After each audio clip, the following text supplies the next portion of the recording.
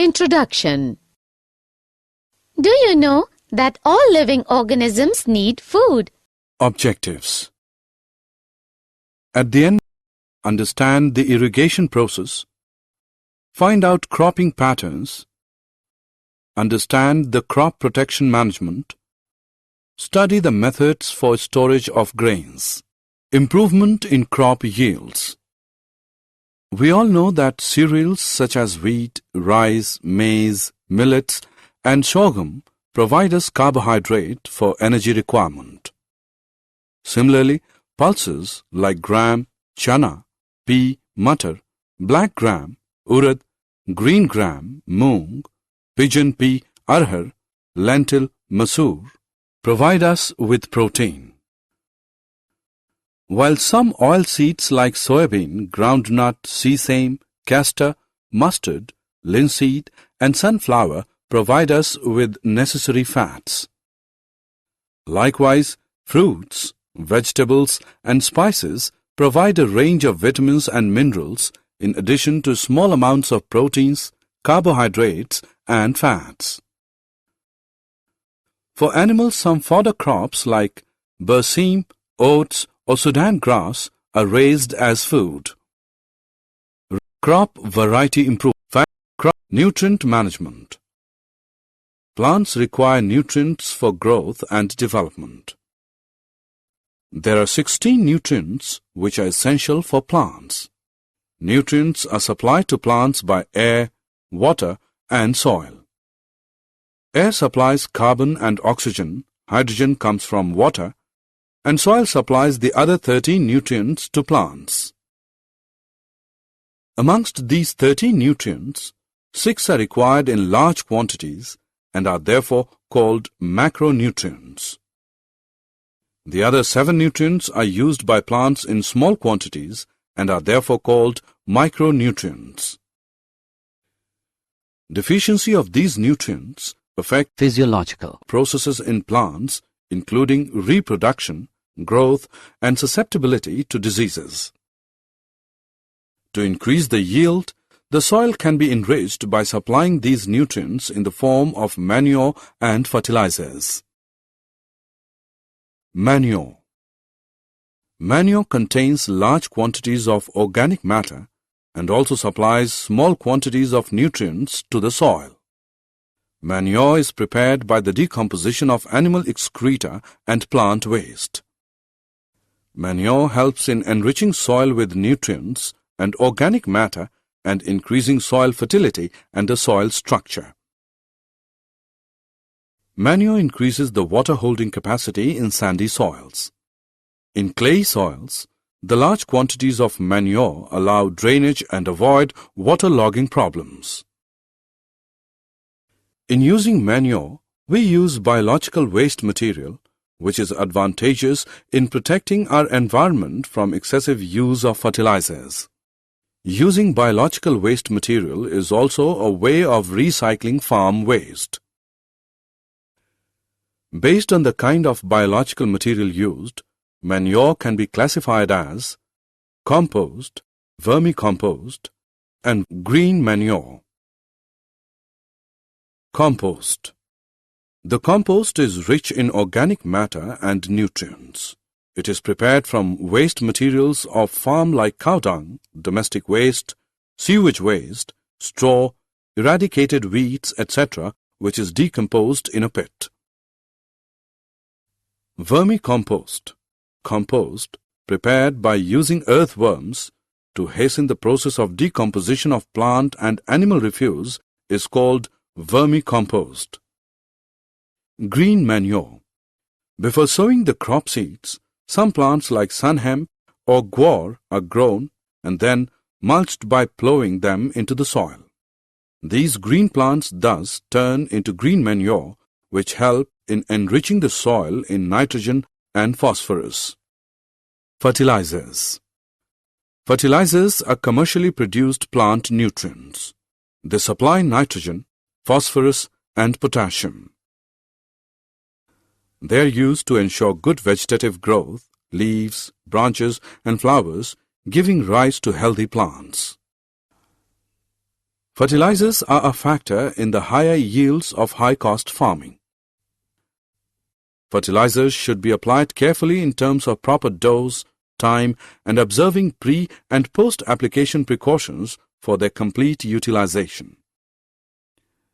Due to excessive irrigation, fertilizers get washed away and are not fully absorbed by the plants. This excessive fertilizer then leads to water pollution. Continuous use of fertilizers in an area can destroy soil fertility because the organic matter in the soil is not replenished and microorganisms in the soil are harmed by the fertilizers used. Short-term benefits of using fertilizers and long-term benefits of using manure for maintaining soil fertility have to be considered while aiming for optimum yields in crop production. Organic farming.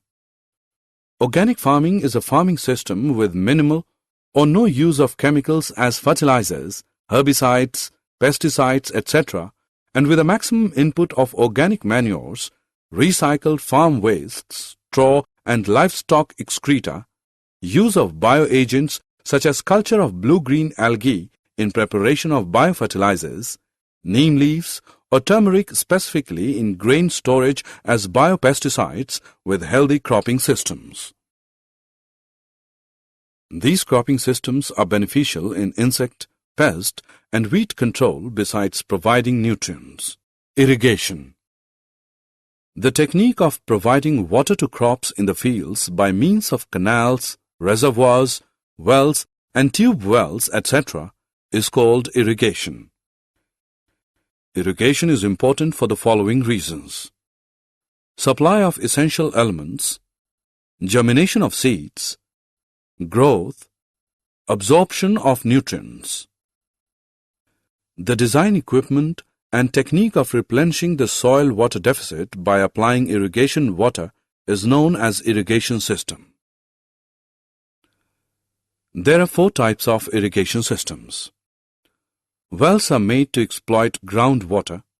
They are of 2 types, that is, dug wells and tube wells.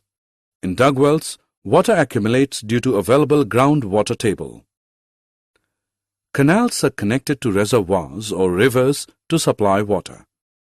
Canal is divided into sub-canals and distributaries. River lift systems. In areas where canal flow is insufficient or irregular due to inadequate reservoir release, the lift system is more rational. Water is directly drawn from the rivers for supplementing irrigation in areas close to rivers. Tanks are small storage reservoirs which intercept and store the runoff of smaller catchment areas. Assessment.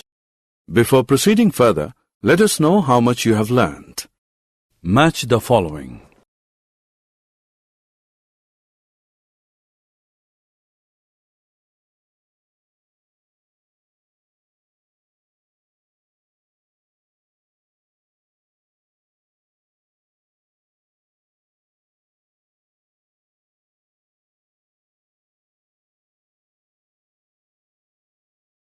Cropping patterns.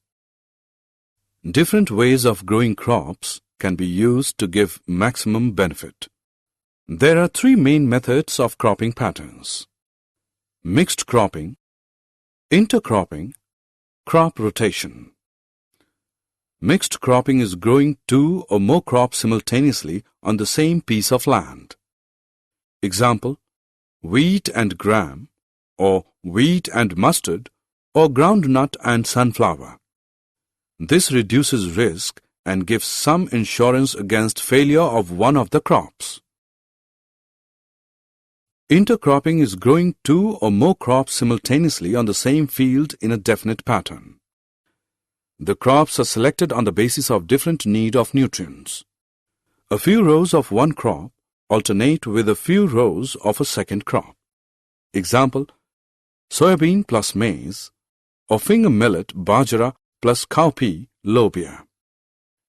Due to this, there is maximum utilization of the nutrients supplied. Intercropping also prevents pests and diseases from spreading to all the plants belonging to one crop in a field. This way, both crops can give better returns. Crop rotation is the growing of different crops on a piece of land in a pre-planned succession.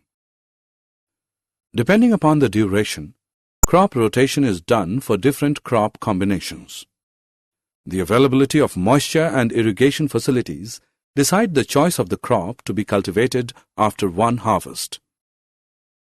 If crop rotation is done properly, then 2 or 3 crops can be grown in a year with good harvests. Crop protection management.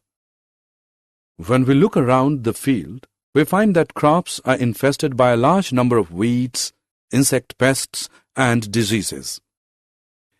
If weeds and pests are not controlled at the appropriate time, then they can damage the crops so much that most of the crop is lost.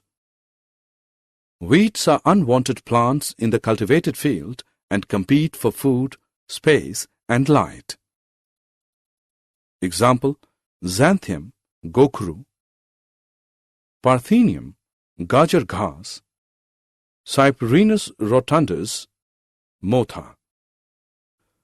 Weeds take up nutrients and reduce the growth of the crop. Therefore, removal of weeds from cultivated fields during the early stages of crop growth is essential for a good harvest. Generally, insects and pests attack the plants in 3 ways. They cut the root, stem, and leaf. They suck the cell sap from various parts of the plant, or they bore into stem and fruit.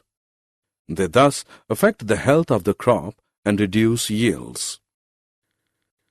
Diseases in plants are caused by pathogens such as bacteria, fungi, and viruses, which can be present in and transmitted through the soil, water, and air. Weeds, insects, and diseases can be controlled by various methods. One of the most common methods is the use of pesticides, which include herbicides, insecticides, and fungicides, and are sprayed on crop plants or used for treating seeds and soil. As we all know that excessive use of these chemicals creates problem, since they can be poisonous to many plant and animal species and cause environmental pollution. Weed control methods also include mechanical removal. You should also know that weed control can also be done by proper seed bed preparation, timely sowing of crops, intercropping, and crop rotation, or using resistant varieties or deep plowing during summer. Storage of grains. In agriculture products, storage losses can be very high. Factors responsible for such losses are biotic, insects, rodents, fungi, mites, and bacteria, and abiotic, inappropriate moisture and temperatures in the place of storage. You know, these factors cause degradation in quality, loss in weight, poor germinability, discoloration of produce, all leading to poor marketability.